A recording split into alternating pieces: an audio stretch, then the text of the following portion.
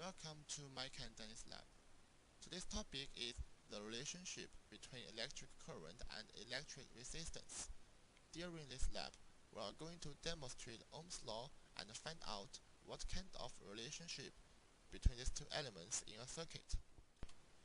Next, I'm going to introduce the background information of this lab. So the main idea of this lab is going to find out what kind of relationship between the electric current and resistance. So there are three elements in a circuit, which is the current, resistance, and the voltage. Next, I'm going to introduce a new physical concept, which is called the Ohm's law. It's discovered by the Mr. Ohms, which was a physician. So about his theory, so the current is equal to the voltage divided by the resistance, and it shows the relationship between these three elements. So how the Mr. Ohm's law apply to our real life? First is a bulb. So when you go to a store and you want to buy a bulb for your light in your home, so you might know what kind of bulb is good for your light. So you know the voltage in your home is about 110 or 120 volts, and this time you just know the either of the current or the resistance, and you can buy the good one. So we'll assume you know the resistance of the light, and you can use the Ohm's law, which is this equation, to calculate the current, and you can buy the good one for your light. And the next is for the experiment, and this picture is show a voltmeter. So when you connect the wire, you have to know which one is good for your experiment. And in an experiment, usually we know the resistance and the current. This time we can convert this equation to the V equals current times the resistance. So we know the voltage of the circuit, and we can choose either the 1 volts or the 10 volts for your experiment. And by the way, this two image is from the Google image. This PowerPoint is made of the Microsoft Office, and I use a HyperCam to do the screen capture, and I'll also use the Video Studio Professional X4 to edit this video. Okay, let's go back to our topic. So the purpose of the lab is demonstrate the Ohm's law, which I use the Microsoft Office Word to create this equation. So it's current is equal to voltage divided by resistance. So during this lab, the voltage should be constant, and when we increase the resistance, the current is going to decrease. Then this is our observation chart. Like I said, the voltage should be constant at 12 volts, but actually it's not, and I'm going to talk about later. So let's move to our data of the resistance and the current. So when we increase the resistance and we started at 50 ohms, the current decreased.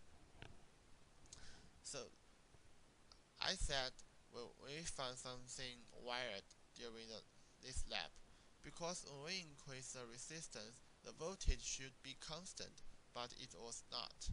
The voltage changed barely, like it changed from the 12 volts to the 12.5, and we think the reason is due to the wired, because we increase the resistance, so the current decreased. That means there is less charge that moves through the wire, so the voltage might going up.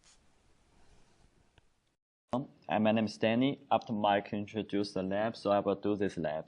So as you can see this picture, it shows us all the equipment that used in the lab.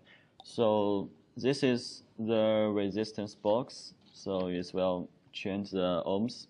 And this one is a voltage meter, and this one is a amps meter. and the voltage meter were parallel connected, and the amps meter was series connected. So the voltage in this lab is constant, so it will not change.